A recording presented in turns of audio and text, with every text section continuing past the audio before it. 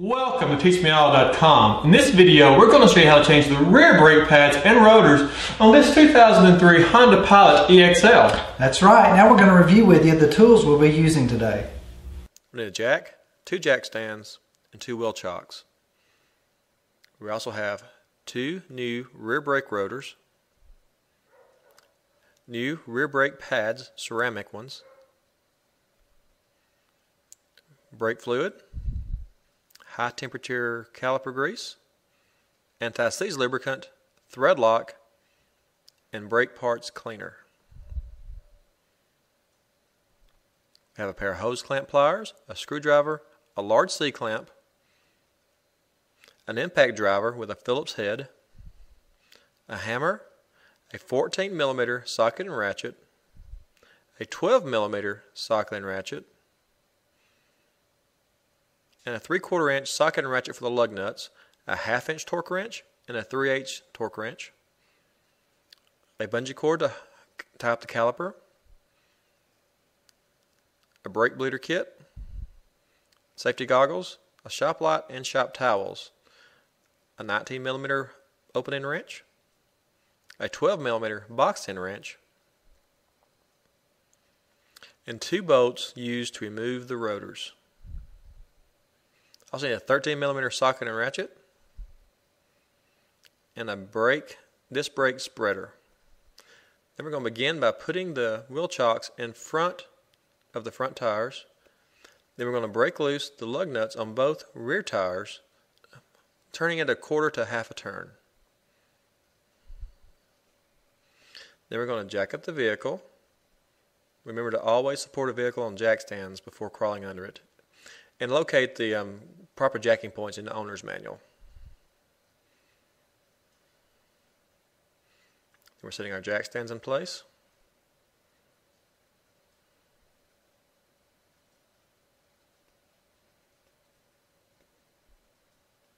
We're going to lower the vehicle onto the jack stand. We had to do this on both sides.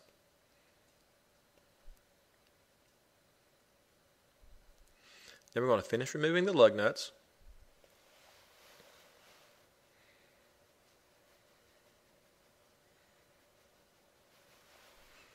Then we'll slide the rear tire off, place the lug nuts onto the tire.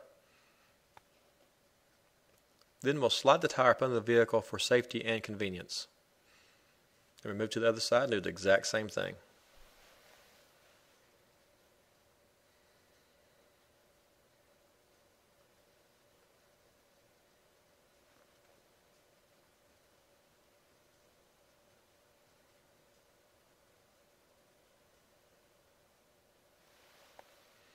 And the first thing we're going to do is use our hose clamp pliers to pinch the brake line so that no fluid will go back up into the ABS system. We remove the dust cover, install our wrench on the bleeder screw, use our brake bleeder kit and our C-clamp, and compress the piston just enough so we can get the caliper off of the brake pads. Tighten back up your bleeder screw, remove your C-clamp, remove the bleeder kit, your wrench, and replace the dust cover. Now we're going to remove the caliper guide pin bolts. If you're noticing, we're using our 19mm open-end wrench to hold the guide pins and our 12mm box-end wrench to loosen up the guide pin bolts. With these bolts loosened up, we can remove them by hand and then remove our caliper.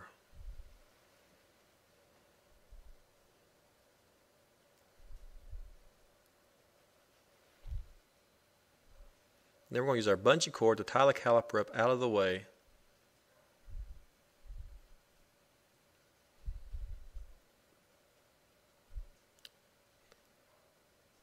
Next, we're going to remove the brake pads.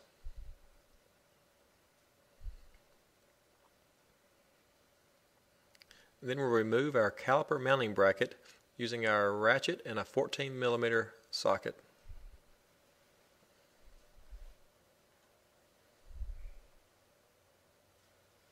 Once they're loosened, we can remove the bolts by hand and slide our caliper mounting bracket off. With the caliper mounting bracket off, now we're going to remove our brake rotors. We use our impact driver to remove these two screws that hold our brake rotors in place. Now with the retaining screws out, we're going to insert the two bolts we showed you earlier into the holes on the brake rotor, tighten them up, alternating both sides. I believe this is our 13mm socket and ratchet. We'll loosen the brake rotor and remove it from the vehicle. Put our new rotor back on. We need to make sure we line up the hose for the rotor retaining screws. Slide our new rotor into place. Reinstall our rotor retaining screws. And tighten them down with a Phillips screwdriver.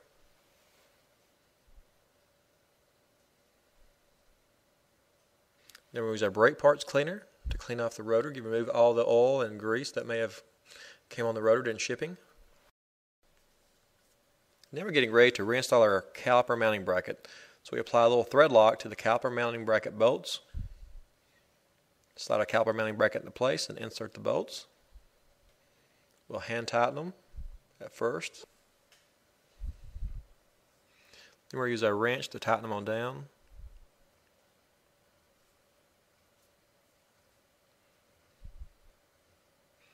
And then finally we'll torque them to 41 foot-pounds.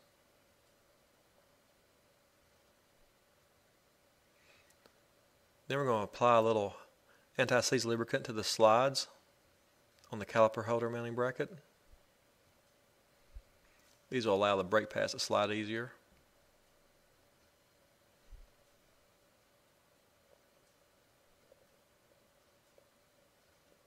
Then we're going to slide in our new brake pads, starting with the outer and then the inner.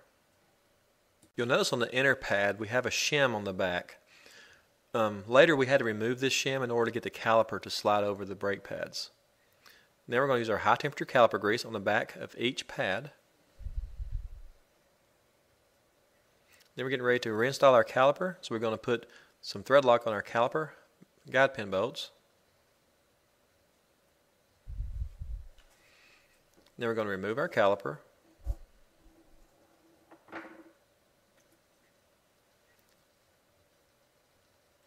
Getting ready to compress the piston flush inside the caliper.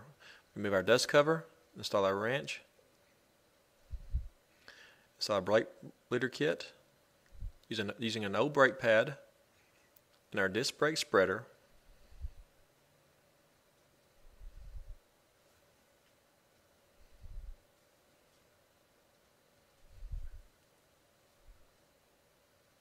With that installed, we're going to loosen up the bleeder screw. And we're going to tighten up the disc brake spreader to push the piston flush within the caliper.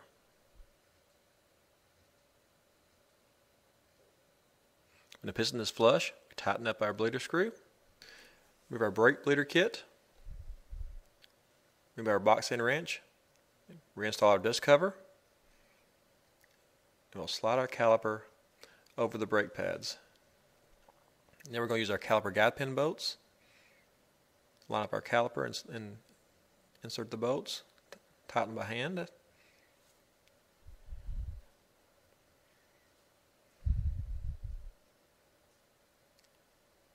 We'll tighten them on down with our box end wrench.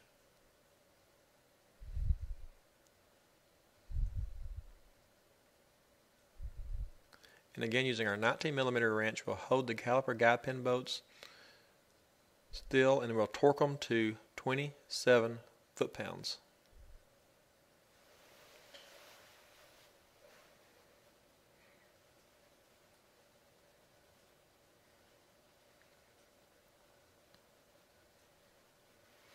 Then we're going to remove our hose clamp pliers and move to the other side.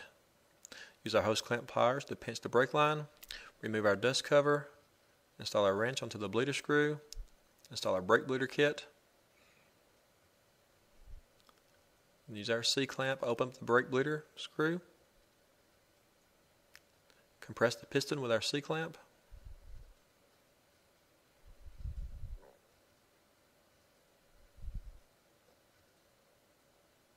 close the brake bleeder screw, remove our C-clamp, our bleeder kit, our wrench and reinstall the dust cover. Now we're going to use our 19mm wrench and our 12mm wrench to loosen up the guide pin bolts.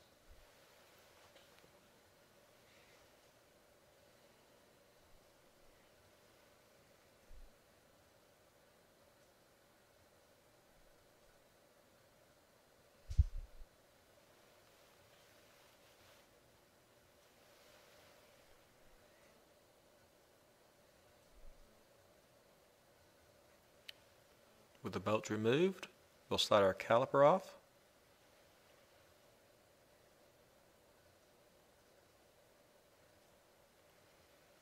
And tie it up with a bungee cord. This keeps the pressure off the brake line.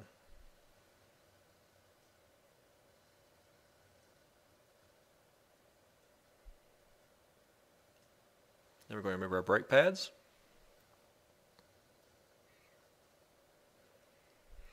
Now we're going to remove our caliper mounting bracket using our socket and ratchet, a 14mm socket.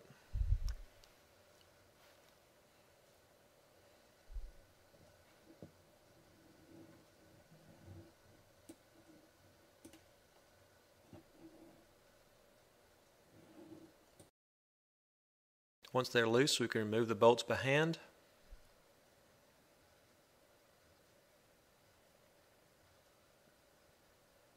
And slide our caliper mounting bracket off. Again, we're going to use our impact driver to remove the rotor retaining screws.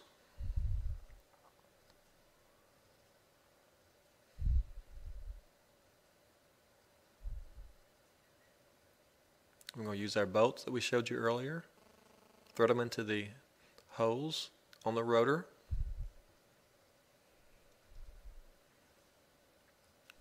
Tighten up one side, then the other, using our 13mm socket and ratchet.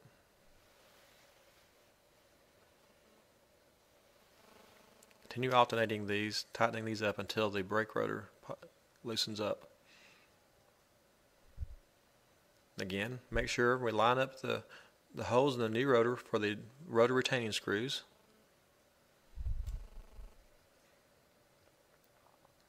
Install the rotor retaining screws. Tighten them up with a Phillips head screwdriver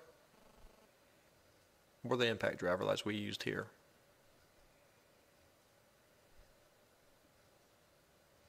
Again, we'll clean off the rotor with the brake parts cleaner and a clean rag on the front and the back. Getting ready to reinstall our caliper mounting bracket. We put thread lock on the bolts, slide the caliper mounting bracket into place, insert our bolts,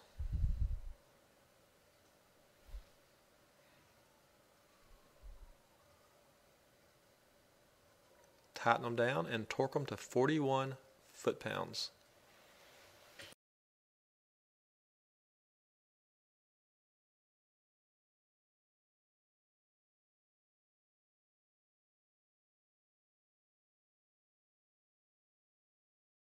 Then we're going to apply some anti-seize lubricant to the slides on the caliper mounting bracket.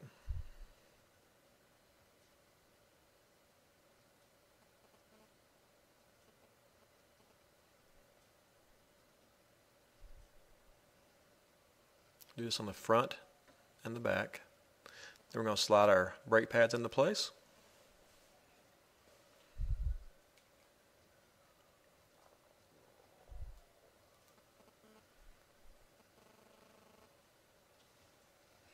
Then we're going to apply some high-temp caliper grease to the back of both brake pads.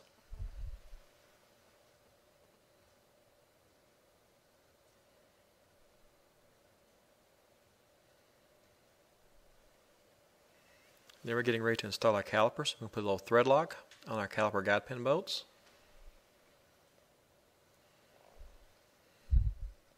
Remove our caliper from the bungee cord and get ready to compress the piston. Remove the dust cover. Install our wrench on the bleeder screw. We'll install our brake bleeder kit. And with an old brake pad, we'll use our disc brake spreader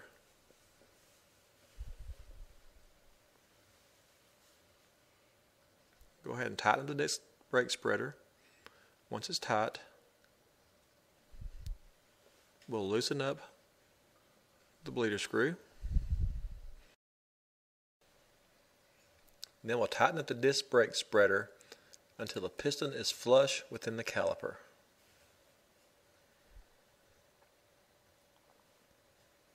I'll tighten up your bleeder screw, remove the bleeder kit, remove your wrench, and reinstall the dust cover.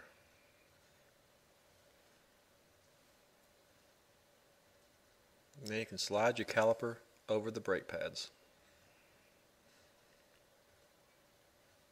Line up and insert your caliper guide pin bolts. And these torque to 27 foot-pounds.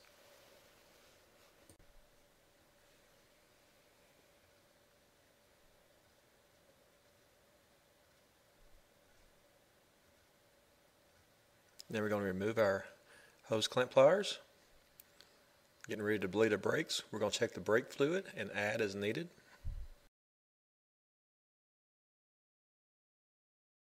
Starting on the passenger side, we remove our dust cover, install our wrench on the bleeder screw, install a brake bleeder kit. Then we're going to have our partner depress the brake pedal, open the bleeder screw, close the bleeder screw, and let off the brake pedal. We keep repeating this process until there's no more bubbles in the line for the bleeder kit. Once there's no more bubbles in the line, we'll remove our bleeder kit, remove our wrench, and reinstall our dust cover and move to the driver's side. We'll check and make sure we have plenty of brake fluid and add as needed. Again, on the driver's side, we remove our dust cover, install our wrench, install our bleeder kit. Again, our partner will depress the brake pedal, we'll open the bleeder screw, look for bubbles in the line, close the bleeder screw, and repeat this process until there's no more bubbles in the line. It's very important not to release the brake pedal with the bleeder valve open. This can introduce excessive air into the system.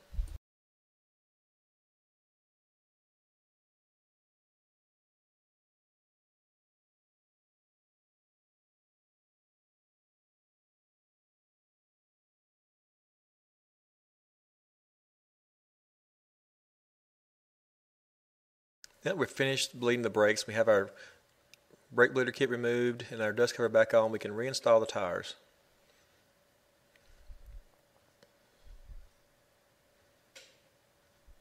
We'll tighten these lug nuts up. We tighten them up just enough to get them snug so we can lower the vehicle on the ground.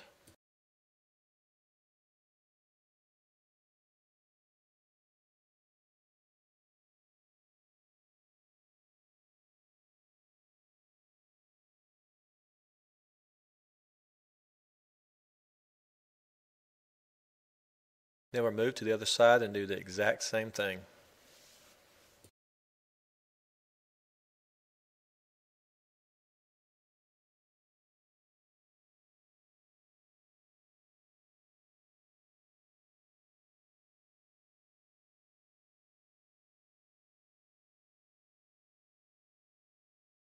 Then we're going to jack the vehicle up and remove the jack stands on both sides.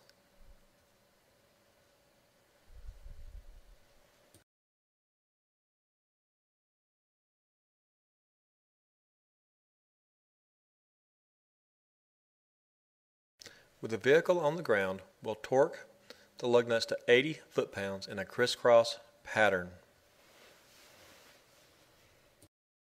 Then do this for both sides.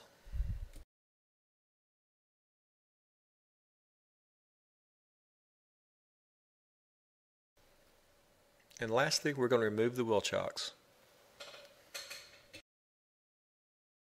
Well, we hope this video will help you be able to change the rear brake pads and rotors on your 2003 Honda Pilot EXL. Yes, and send any comments you may have to comments@teachmeall.com. And as always, thank you for visiting teachmeall.com and have a great day.